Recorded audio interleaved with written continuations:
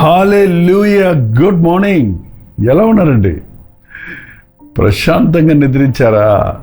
సంతోషంగా మేల్కొని ప్రభువును స్తుతిస్తూ దినచర్య ప్రారంభించారా? వాక్యం చదువుకున్నారా లేదా? ప్రార్థన చేసుకున్నారా లేదా? అవి రెండు మనకు ఉన్నప్పుడు అండి మనం నెమ్మదిగా ఉండగలుగుతాం. దినమంతా దేవుని తోడు మనం అనుభవించగలుగుతాం. అందుకే రండి, ఓ చిన్న ప్రార్థనతో వాక్యాన్ని ధ్యానిద్దాం. పరిశుద్ధుడా, నీకు వందనములు. ప్రతిరోజు నీ మాట కొరకు కనిపెడుతుండగా ఒక్క మాట చాలయ్యా. మా విశ్వాసము, మా బలము, మా శక్తి పునరుద్ధరించబడుతుంది. నమ్ముచున్నాం. మాటలాడుమని క్రీస్తు నామములో అడుగుచున్నాను తండ్రి. ఆమేన్. దేవుని స్తోత్రం. Doctor Jai Paul YouTube channel మీరు సబ్స్క్రైబ్ చేసుకున్నారా? లైక్ బటన్ నొక్కుతున్నారా? ఇతరులకు ఏమన్నా షేర్ చేస్తున్నారా? Please do that. మరికొంతమంది కూడా మేలు పొందడానికి మీరు సహకరించిన వారు అవుతారు.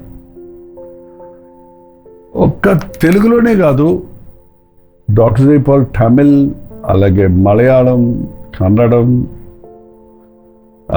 హిందీ, బెంగాలీ, అన్ని డిఫరెంట్ ఛానల్స్ ఉన్నాయి. మీరు మీ ఫ్రెండ్స్, రిలేటివ్స్, మీరు ఉన్న స్టేట్స్లో ఉన్న లాంగ్వేజ్ ఏదో ఈ లాంగ్వేజెస్ అని ఉంటే వారికి షేర్ చేయండి. ముఖ్యంగా వారికి సువార్త ఎంతో అవసరం. సో ప్రతిరోజు అనుదిన ధ్యానం 4 భాషల్లో మేము పోస్ట్ చేస్తున్నాం. అది అన్ని భాషల వారికి దేవుని వాక్యం అందించాలని ప్రయాసపడుతున్నాం. అవును, మీరు ఈరోజు సాయంత్రం 9 గంటలకి మండే కదండి జూమ్ ఉంటుంది. పోయిన మండే మీలో చాలామంది చాలా సంవత్సరాల తర్వాత, చాలా కాలం తర్వాత వచ్చి మంచి మంచి సాక్ష్యాలు చెప్పారు. ఎలా మీరు దీవించబడుతున్నారో చెప్పారు. అది ఎంతో ప్రోత్సాహకరంగా ఉండింది. అందరం కలిసి దేవుడు చేసిన మేళ్ళు తలస్తున్నప్పుడు ఏదో మీరందరూ ఒక చోట, మనందరం ఒక చోటకు వచ్చేసి ఎంతో ప్రేమను పంచుకుంటున్నట్టు, సంతోషం పంచుకుంటున్నట్టు దేవుని సన్నిధిని అనుభవించాం. ఈరోజు రాత్రి కూడా 9 గంటలకు జూమ్ ఉంటుంది. దయచేసి 9 గంటలకు సిద్ధంగా ఉండండి. రండి, మీరు వీలైనంత వరకు మీ సమయాన్ని ప్రత్యేకపరచుకోండి. మాతో పాటు కలిసి మీరు దేవుడు చేసిన మేళ్లను షేర్ చేయండి. అలాగే మీ ప్రేయర్ బర్డన్ షేర్ చేయండి. అందరం కలిసి ప్రార్థిద్దాం. మరొక పరలోకపు కొరకు సిద్ధపడుతున్న కుటుంబంగా దేవుడు మనల్ని ఏర్పరచుకున్నాడు. మరి ఈరోజు మీతో చెప్పాలనుకుంటుంది ఏంటంటే, దేవుడు ఎంత గొప్పవాడు అన్నది మనం తెలుసుకోవాలండి.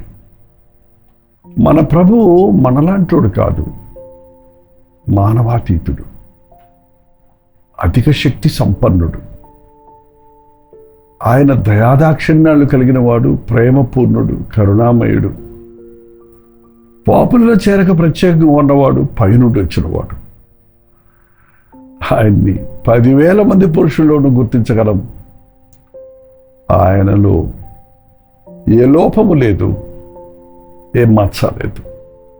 అలాగే ఆయన చేసిన కార్యాలు చూస్తే అద్భుతాలే. ఆయన ఏది చేసినా ఆశ్చర్య కార్యాలు, అద్భుత కార్యాలుగానే ఉన్నాయి.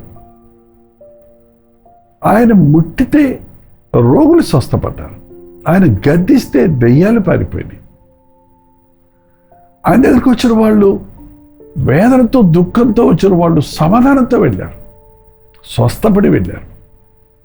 ఆయన మాటలు ఏ మనుషుడు ఎన్నడూ మాటలాడనంత అద్భుతమైన, ఆశ్చర్యకరమైన మాటలుగా ఉన్నాయి.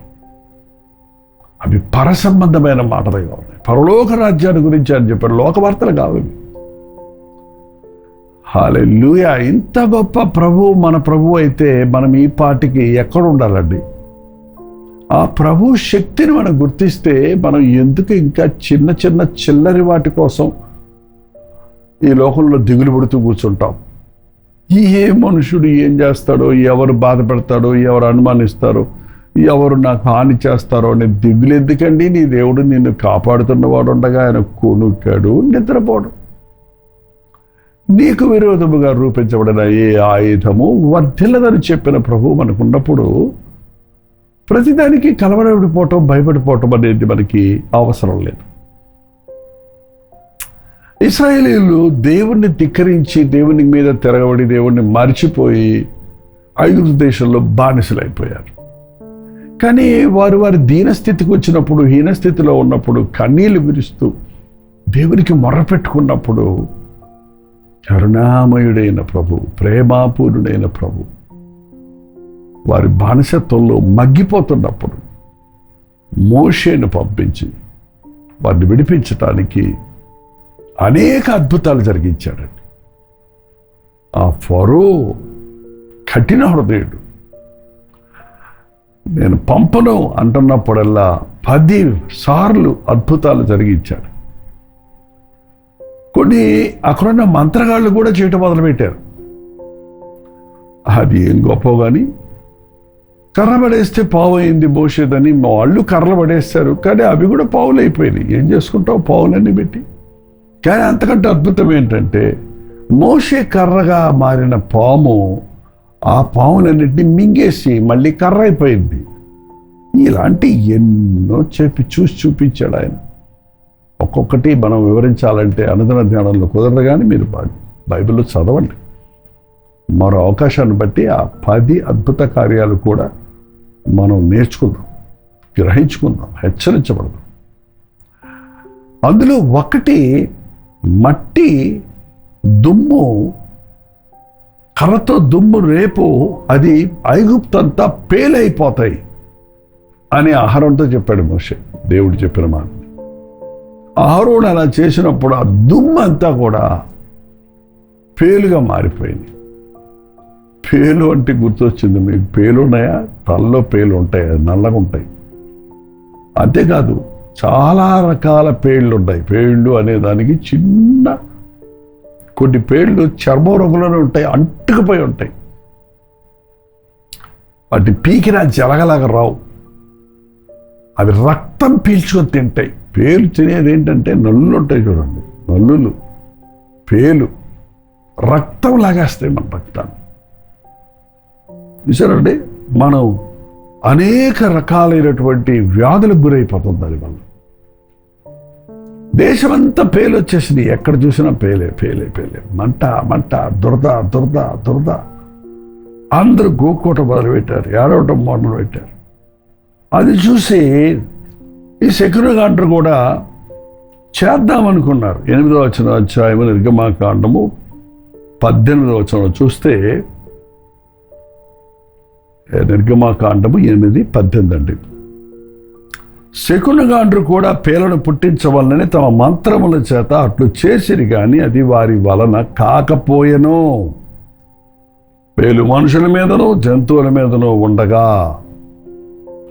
వాళ్ళు కూడా చేద్దాం అనుకున్నారు, కానీ అది వాళ్ళ వల్ల కాలేదు. నకిలీ చేస్తాడండి సాతాను, కానీ అన్నీ చెయ్యలేడు. నకిలీ అనే తెలిసిపోద్ది అసలు. కొన్ని నకిలీ కూడా ఆ దగ్గరలో కూడా ఈ cannot do, the devil cannot duplicate the original things of God. దేవుని శక్తిని సాతాను సిద్ధపరచలేడు. అన్ని విషయాల్లో మనం ఆ దేవుని మీద విశ్వాసం ఉంచినప్పుడు ఏవి నీచమైనవో ఏవి ఘనమైనవో మనం గుర్తించగలుగుతాం. వాళ్ళ వల్ల కాకపోతే ఫరో ఎందుకు మీరు చేయలేకపోయారంటే వాళ్ళు బిత్తరపోయి ఏమన్నారంటే, సెక్యురగా అంటారు ఈ దైవశక్తి అని ఫరోతో చెప్పిరి. మా వల్ల కాదు బాబు, ఇది మానవ శక్తి కాదు, మంత్రశక్తి కాదు, మామూలు శక్తి కాదు, ఇది దైవశక్తి, దేవుని శక్తి వలన జరిగింది. దైవశక్తి అనే మాటకు ఫుట్నోట్లో కింద వేసారు చూడండి, దేవుని వ్రేలు, దేవుని వ్రేలు. చాలండి, దేవుని వ్రేలుకే అంత శక్తి ఉంది. చెయ్యెత్తి కొట్టక్కర్ల మనల్ని, చెయ్యెత్తి దీవించక్కర్లేదు. ఆయన వ్రేలులో అధికారం ఉంది. ఆయన వేలుతో ముడితే స్వస్థత ఉంది. వారి కళ్ళ మీద వేలుతో మట్టి రాయిగానే వారు స్వస్థత పొందారు. కన్నులను ముట్టగానే వారు కన్ను దృష్టి పొందారు. ఆయన వ్రేలు మన కొరకు మనకు చట్టాన్ని రాసిపెట్టిన 10 ఆజ్ఞల పలకలో దేవుడు చేతి వ్రేలుతో రాయబడ్డాయి. రాతి పలకల మీద వ్రేలుతో రాశాడంటే ఎంత శక్తి కలిగిన హ్యామర్ కంటే షార్ప్గా ఉన్నది. ఆయన వేలు చాపితే చాలు, అధికారం ఉంది ఆ వ్రేలులో. ఆయన వ్రేలుతో జాగ్రత్త అంటే చాలు, సాతానులు గజగజ ఒడిగిపోతాయి. హల్లెలూయా! నీ దేవుని గొప్పతనం నీ వెరుగు. ఆయన గాయపడిన చేయి ఈ నాటికి అద్భుతాలను, ఆశ్చర్యాలను మన కొరకు సృష్టించడానికి, మనల్ని స్వస్థపరచడానికి, మనకు సమాధానం ఇవ్వడానికి, మనకు విడుదల ప్రకటించడానికి, మనకు సాతాను బానిసత్వం నుంచి విడిపించడానికి శక్తి కలిగింది దేవుని వ్రేలు. ఒక్కసారి నన్ను ముట్టయ్యా, ఆయన నన్ను ముట్టి నన్ను నిలబెట్టను అన్న మాటలు మనం చూస్తున్నాం బైబిల్లో. దేవుడు ముట్టినప్పుడు సమస్యలైన వాడు, నిరుత్సాహపడిపోయిన వాడు, కృంగిపోయిన వాడు, బలహీనుడైన వాడు చక్కగా నిలబడి దేవుణ్ణి స్తుతించగలుగుతున్నారు. ఆయన తాకుదల ఎంతో గొప్పది. ప్రభు నిన్ను ముట్టాలని, నిన్ను స్వస్థపరచాలని, నిన్ను ఆయన సాక్షిగా నిలబెట్టాలని ఆశిస్తున్నాడు. ఆయన వ్రేలుతో అద్భుతాలు చేసేవాడు. లూకా సువార్త 11:20 చూస్తే ఒకసారి చూడండి. లూకా సువార్త 11:20 ఆ దెయ్యాలను కొడుతున్నప్పుడు అక్కడ ఉన్న పరిశీలకు శాస్త్రులకి ఏమేమో చెప్తున్నారు. భోగలు కావాలంటే చేస్తున్నారు, గానాలు కావాలంటే పాడుతున్నారు, బళ్ళు కావాలంటే అర్పిస్తున్నారు. కానీ ఆ దెయ్యములు పట్టిన వారిని విడిపించగలిగిన శక్తి వారిలో లేదండి. ఇవాళ థియాలజీ చదివి, మెట సిద్ధాంతం చదివిన వారికి ఆధ్యాత్మిక శక్తి ఆటోమేటిక్గా రాదండి. బైబిల్ గురించి నేర్చుకోవటం మంచిదే, కానీ బైబిల్ను నేర్చుకోవటం, బైబిల్ దేవునిలోని శక్తిని గుర్తించడం చాలా ముఖ్యం. అందుకే వాళ్ళ చాలామంది వాక్యాలు బాగా క్షుణ్ణంగా తెలుసు, వాళ్ళకి అన్ని విషయాలు తెలుసు, కానీ అవి అనుసరించరు, అవి ఇంప్లిమెంట్ చేయరు. పరిశుద్ధాత్ముడిని అభిషేకించినప్పుడు మాత్రమే నీవు శక్తిమంతుడు అవుతావు. మన ప్రభు మన కొరకు ప్రత్యేకపరచబడి అభిషిక్తుడై, క్రీస్తు అంటే అభిషిక్తుడు అని అర్థం. మన పాపములు క్షమించుటకు ఆయనకు అధికారం ఇవ్వబడింది. మనల్ని స్వస్థపరచుటకు ఆయనకు అధికారం ఉన్నది. ఆయన ముట్టినప్పుడు పాడిని మొట్టగానే చచ్చు అన్నవాడు లేచి కూర్చున్నాడు. ఈరోజు కూడా చచ్చిన స్థితిలో, అపరాధముల చేత, దోషముల చేత చచ్చిన స్థితిలో ఉన్నవారిని ఒక్కసారి ప్రభు తాకుదల పొందినప్పుడు నూతన సృష్టిగా మారిపోతున్నాం, సజీవులుగా, సాక్షులుగా ఉంటున్నాం. అక్కడున్న పరిశీలన శాస్త్రుడు ప్రభు మీద అసూయపడి వాళ్ళందరూ దెయ్యాలు ఎలగొడుతున్నారు, ప్రభు దెయ్యాలు ఎలగొడుతున్నాడు, మేము ఎలగొట్టలేకపోతున్నామని, నువ్వు బెల్జెబూబు అంటే దెయ్యముల అధిపతివి, నువ్వు పెద్ద దెయ్యానివి, కాబట్టి నువ్వు ఇతర దెయ్యాలను ఎలగొడుతున్నావు అని ప్రభు మీద నేరం మోపుతున్నాడు. అయ్యయ్యో! లూకా సువార్త 11:14 మీరు అది చూడొచ్చు. 20 చదివితే, అయితే నేను దేవుని వ్రేలితో దెయ్యములను వెళ్ళగొట్టుచున్న యెడల నిశ్చయముగా దేవుని రాజ్యం మీ వద్దకు వచ్చినది. మీరు అనుకుంటున్నట్టుగా దెయ్యాలను అలా వెళ్ళగొడతాయి. తనకు విరోధంగా ఒక రాజ్యం లేస్తే ఆ రాజ్యం ఏమైపోద్ది? దెయ్యాల రాజ్యం దెయ్యాలను వెళ్ళగొడతాయి. నేను దెయ్యానికి సంబంధమైన శక్తి కాదు, అపవాది సంబంధమైన దెయ్యాలను దేవుని శక్తితో, దేవుని వ్రేలితో వెళ్ళగొడుతున్నాను. ఆయన వ్రేలు చాపగానే దెయ్యాలు గజగజలాడతాయి. యేసుక్రీస్తులు ఆ రోజు వారు ఐగుప్తులో చూసినటువంటి వ్రేలు, ఇది దేవుని వ్రేలు అన్నది అది క్రీస్తులో నెరవేరిందండి. యేసుక్రీస్తు చేసిన అద్భుత ఆశ్చర్య కార్యాలు ఎప్పుడు ఎక్కడ ఎవ్వరు చేయలేదు, చెయ్యబోరు. ఎందుకంటే ఆయనకు సర్వాధికారం ఇవ్వబడింది. ఒక్కసారి గుర్తు చేసుకుందాం, మన దేవుడు ఎంత గొప్పవాడు. ఆయన వ్రేలు చాపితే చాలండి, మనకు స్వస్థత కలుగుతుంది, మనకు సమాధానం కలుగుతుంది. ఆయన ఆజ్ఞాపిస్తే మన అవసరతలన్నీ తీరిపోతాయి. ఇంత గొప్ప దేవుడు ఉండగా ప్రతి చిన్నదానికి భయపడకండి. ఆ రోజుల్లో మా పిల్లలు అనేవారు, నాన్న నా వేలు పట్టుకో. ప్రభు అనేక సార్లు అంటున్నాడు, నిన్ను ఎఫ్రాయిము నిన్ను వేలు పట్టుకొని నేను నడిపించా, నీ వేలు పట్టుకొని నడిపిస్తాను. చూడండి, యేసయ్య వేలు పట్టుకుంటే స్వస్థత, సమాధానం, ధైర్యం, దేవుని మార్గములు నడిచే భాగ్యం మనం పొందుకుంటాం. ఈరోజు దేవుని వ్రేలు మన కుటుంబాల్లో, మన జీవితాల్లో తన అద్భుత ఆశ్చర్య కార్యాలు జరిగించును గాక. ప్రార్థన. పరిశుద్ధుడ, ప్రేమగల తండ్రి, ఒక్కసారి మమ్మల్ని చూడు నాయన. సాతాను కబద్ధ హస్తాల్లో నలిగిపోతున్న, పాపపు ఊబిలో దిగజారిపోతున్న, రకరకాల సాతాను సంబంధమైన ప్రేరేపణలకు లొంగి నష్టాలు, కష్టాలు, రోగాలతో సతమతమవుతున్న మమ్మల్ని నీ ఒక్కసారి ముడితే చాలు. నీ గాయపడిన హస్తముతో మమ్మల్ని ముట్టి మా కడులు తెరువయ్యా.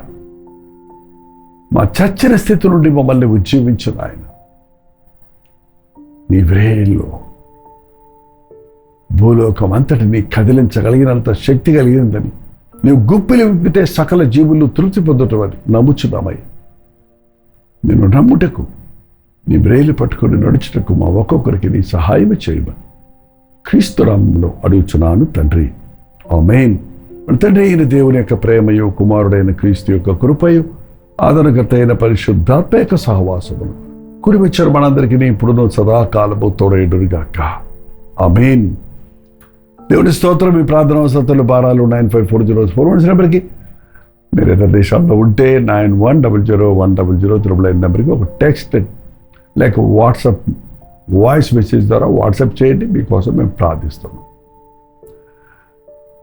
మళ్ళీ 3 గంటలకు మీకోసం హెచ్చరిక సిద్ధపరిచామండి. జస్ట్ ఒక 10 minutes మీరు ఏ టైంలో, మధ్యాహ్నం టీ టైం లాగా ఏదో సమయంలో ఆ చిన్న హెచ్చరిక వినండి. అది కొంచెం ఘాటుగా ఉన్నా అది మనకి ఎంతో ప్రయోజనకరంగా ఉంటుంది. అలాగే ప్రతిరోజు రాత్రి 9 గంటలకి కల్వరి ప్రతిధ్వని మేము కొనసాగిస్తూనే ఉన్నాం. రోజు లైవ్లోకి రాలేకపోతున్నాం, కానీ మీకు ప్రీమియర్ ప్రోగ్రామ్ని, మంచి వర్తమానాలను మరొక్కసారి సిద్ధపరిచి మీ కొరకు ప్రతిరోజు అందిస్తున్నాం. దయచేసి మీకు ఎన్ని పనులు ఉన్నా పక్కన పెట్టి 1 గంట సేపు దేవుని సన్నిధిలో గడపడం అభ్యాసం చేసుకోండి. యూట్యూబ్లో అవైలబుల్గా ఉంది కాబట్టి ఒకవేళ మీరు ఆ టయానికి చేరకపోయినా ముందో వెనుకో తర్వాత ప్రత్యేకంగా ప్రతిరోజు ప్రభు మనల్ని గైడ్ చేస్తున్న సంగతులు క్రమంగా మనం నేర్చుకోవటం వల్ల ఆధ్యాత్మికంగా బలపడతాం. చిత్తమైతే మధ్యాహ్నం 3 గంటలకు హెచ్చరిక, రాత్రి 9 గంటలకు కథలు. ప్రతి తోడులో మళ్ళీ కలుసుకుందాం. అంతవరకు దేవుని మహాకృప మీకు తోడైనది కాక.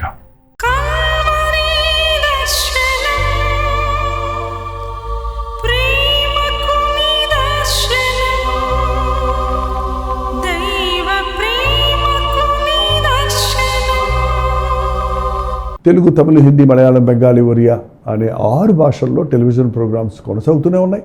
భారభరితమైన పరిచయంలో మీరు సహకరించాలని ఆశిస్తే, ప్రభు మిమ్మల్ని ప్రేరేపిస్తే మీ విరాళాలు, కానుకలు వారికి మీరు పంపించవచ్చు. అవి నేరుగా టీవీ ఛానల్స్కి వెళ్తాయి. అందులో ఏది మేము మా సొంత ఖర్చుల కొరకు ముట్టుకోవటం లేదు, వేరే పరిచయ కొరకు ముట్టుకోవటం లేదు. టెలివిజన్ పరిచయలో ఇంకా సువార్త వినని వారికి అది అందించాలని ఆశతో ఒక 20 సంవత్సరాలుగా కొనసాగుతున్న పరిచయం కొరకు ప్రార్థించండి.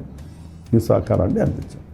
ఈ విషయం మీకు ఇంకా వివరాలు కావాలంటే 89393939 అనే నెంబర్కి మార్నింగ్ 10 నుంచి ఈవినింగ్ 10 లోపల మీరు ఫోన్ చేయండి. వివరాలు మీకు తెలియజేస్తాం.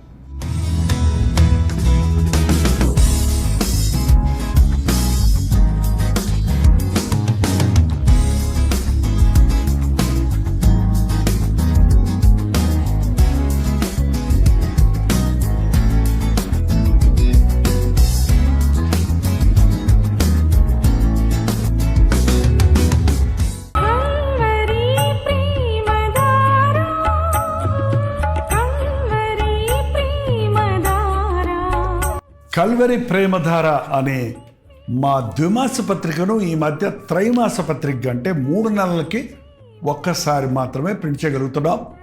మరి గత 40 సంవత్సరాల పైబడి కొనసాగుతున్న ఈ పత్రికను ఆపు చేయటం ఇష్టం లేక దీన్ని త్రైమాస పత్రికగా మార్చున్నాం. మీరు కల్వరి ప్రేమధార పత్రికను చదువుతున్నారా? ఒక ఉచిత పత్రిక కావాలంటే ఇవ్వాలే మీ పేరు, చిరునామా, అడ్రస్తో పాటు ఇంటి నెంబర్తో పాటు క్లియర్గా పంపించండి. తప్పకుండా ఒక ఉచిత పత్రికను మీకు పంపిస్తాం.